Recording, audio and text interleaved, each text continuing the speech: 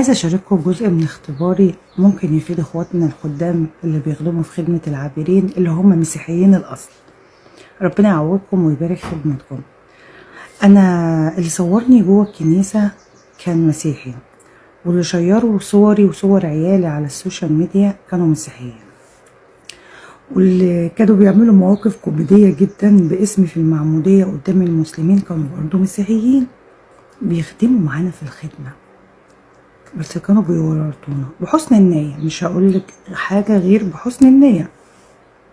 يعني واحدة عارفة ان انا اسمي يوستينا وهي خادمة معايا في خدمتي، هي تخدمني انا، تيجي عندي المحل قدام الناس وقدام الزباين وتقول لي هو تنسي الكنيسة بكرة يا يوستينا، والناس عارفة ان انا زفتينا. الناس تبص لي وشايفين واحدة مسيحية وانا محجبة. ايه ده؟ موقف. مرة كان عندي مغص كلوي والخدمة بعتت لي حد عابر يديني حقنة، وعندي أخت صديقتي وأكتر من أختي فاتحة محل جنبي كانت عندي بتزورني عشان أنا عندي مغص كلوي وتعبانة، وبرضك العابرة تقول لي يا يوستينا قدام الست جارتي وصديقتي اللي عارفة إن أنا زفتينا. تقوم تقول لي ايه ده يا زفتينا يا نفين، هو ده اسم حركي؟ ايه يوستينا دي؟ حاجات نتورط فيها، نتصور واحنا بنتناول، الصور تبدأ تتداول على التليفونات من جوه الكنيسة بمحبة بقى، عاوزين يفرحوا بالعيلة العابرة اللي هي أمنت وقبلت المسيح.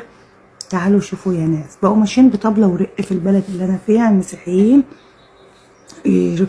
دول عابرين، المسلمين بقوا عارفين والمسيحيين بقوا عارفين ان احنا عابرين ورب كان حمينا، ولا عارفين ناكل ولا نبيع ونشتري، والعيال اللي اتعرضوا للخطر والولد ضرب والبت اتخطفت ودخلونا في حوارات وشيرونا وفضحونا في البلد اللي احنا موجودين فيها بحسن النية، بسذاجة الأطفال، بمحبة كده ووسم. أرجوكم ارحمونا. احنا في خطر، احنا مطلوب قتلنا، تخلص مننا، وانتوا بتساعدوهم، انتوا ناقص تدوهم عناويننا واسامينا كاملة في الخدمة اللي احنا فيها. يا جماعة نعقل شوية، لا شغلوا مخكم يا اما متخدموش معانا. انتوا نفسكم مسمين نفسكم اسامي فيك وحاطين صور فيك، واحنا بنطلع بصورنا وباشكالنا وباصواتنا وبعناويننا، وفي مننا في بلدنا في لسه ما خرجش من سوريا ولسه ما خرجش من فلسطين ولسه ما خرجش من مصر، في لسه جوه الاوطان الميدل ايست. فكر شويه، مش علشان انت قاعد وحاطط في بطنك بطيخه صيفي وعامل لي اسم فيك ورايح وجاي على مصر وعايش حياتك وما عندكش مشكلة وتطلع تشتم وتهزق المسلمين عشان تطلع الطاقة السلبية اللي عندك وتخلص طار الطفولة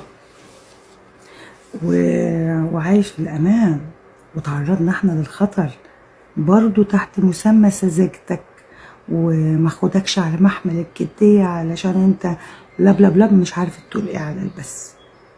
نهدى شوية من اجل المسيح ومن اجل عشان احنا نستمر، عشان انت شايفين الخدمة مثمرة. وخلي بالكم ممكن عدو الخير يستخدمكم انتوا ولاد الرب اللي عايزين تخدموا في حقل الرب. نعقل شوية ونهدى على شيخنا.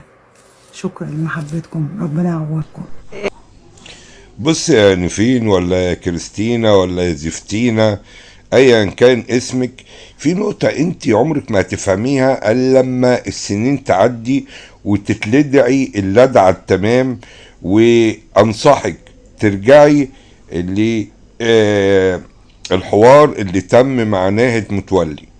لو رجعت للحوار ده ربما تفهمي قصدي.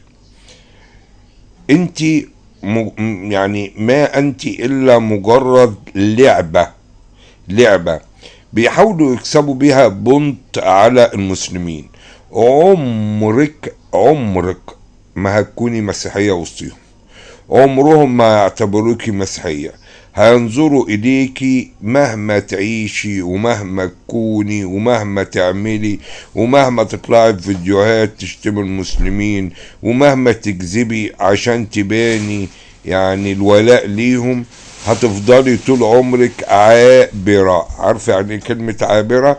يعني واحدة جبناها خدنا بيها لقطة وفي 60 داهية، يا استعملناها استعمال كده. عارفة الإنسان لما يجي يخش الحمام أعزكم الله يعني ومش لاقي مية فيمسح كده، يمسح وبعدين يرمي الحاجة اللي مسح بيها.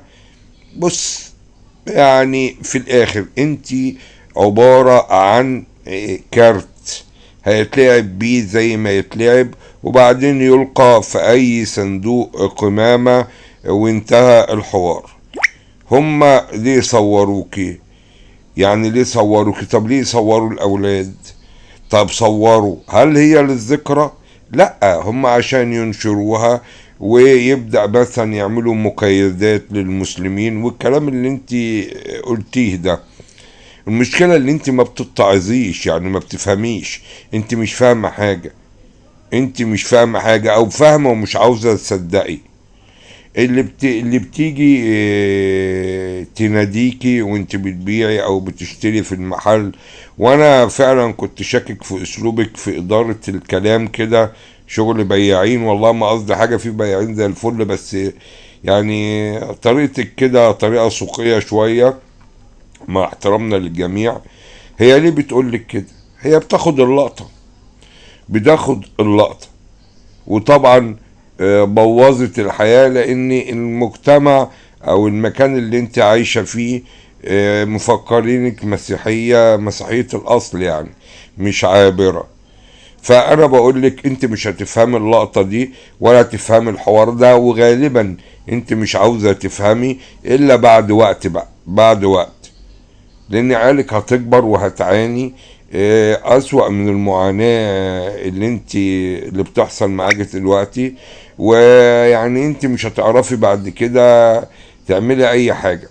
وبقولها لك مرة تانية، ارجعي لحوار ناهد متولي واعرفي قد ايه هم عملوا لها البحر طحينة، والكاميرا من هنا تصور واللي يسقف واللي يطبل لغاية ما خدوا اللقطة على حسابها وعلى تفكيرها الخاطئ، وبعد شوية اصبحت كم مهمل.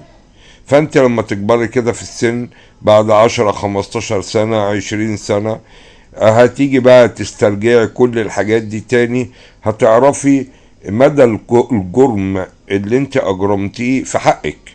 هو الاسلام يعني لن يزيد ولا ينقص بيكي، في حقك وفي حق اولادك وفي حق شخصيتك وفي حق عقلك وفي حقك كبني ادمة انسانة. فانت اشربي بقى للصبح، ويعني اطال الله عمرنا وعمرك عشان نتفرج بعد كده لما يجيلك الخبطات القوية. فيعني أسأل الله أن يهديكي.